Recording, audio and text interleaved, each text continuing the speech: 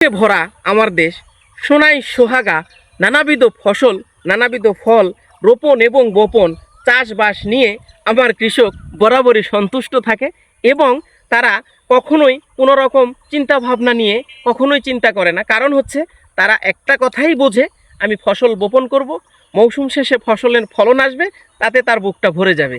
আসলে কখনো দেখেন দাম নিয়ে অজুহাত থাকলেও খুব বেশি সমস্যা মনে করে না। যদি সমস্যা মনে করতো পুনরায় সে ফসলটা সে করতো না, তারপরেও সে করে, কারণ তার সাথে তার হৃদয়টা বাঁধা আছে, তার সাথে তার হৃদয়টা জোড়ানো আছে।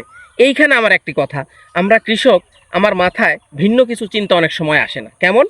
আমি যদি দেখি আমার এক ভাই সে কলা রোপণ করে ভালো কিছু করতেছে, আমরা যেন সবাই বাপের জমি বেচে হলেও ওই কলার চাষটাই করতে চাই, কারণ ওইখানে অনেক পয়সা। ভাই ভিন্ন কিছু করেন না।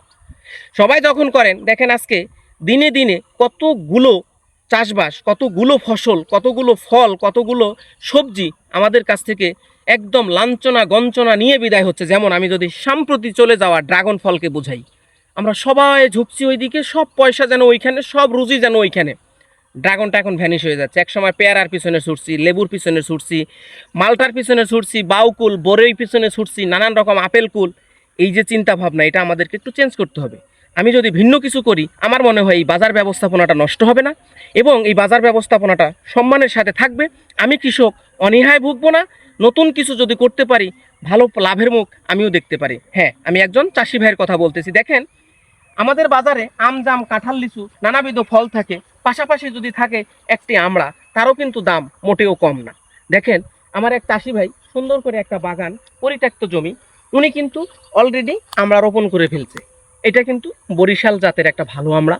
এই আমড়াটা কিন্তু সময় ক্ষেত্রে 15-20 টাকায় এক পিস আপনাকে কিনে খেতে হয়, কিন্তু আমার আপনার মাথায় বাণিজ্যিকভাবে কখনো চিন্তা আসে না। এই চিন্তাটা যদি মাথায় নিতে পারি, এখান থেকেও ভালো একটা লাভের মুখ আমরা দেখতে পারি। তাই আপনার কাছে আকুল আবেদন করব, আমরাই না, শুধু ভিন্ন কিছু যেটা বাজারে চাহিদা আছে, আপনার মন চায় তার মানে আরেকজন মনেও চায়। তাই আপনি একই জিনিস সবাই না করে ভিন্ন কিছু আমরা চিন্তা করব এবং ভিন্ন কিছু নিয়ে আমরা বাঁচার চেষ্টা করব। তাহলে দেশ, জাতি, নিজে এবং কৃষি উভয়ে কিন্তু জীবিত থাকবে। আপনি জীবিত রাখতে পারবেন এবং নিজেও স্বাবলম্বী হওয়ার একটা রাস্তা খুঁজে পাবেন। ধন্যবাদ।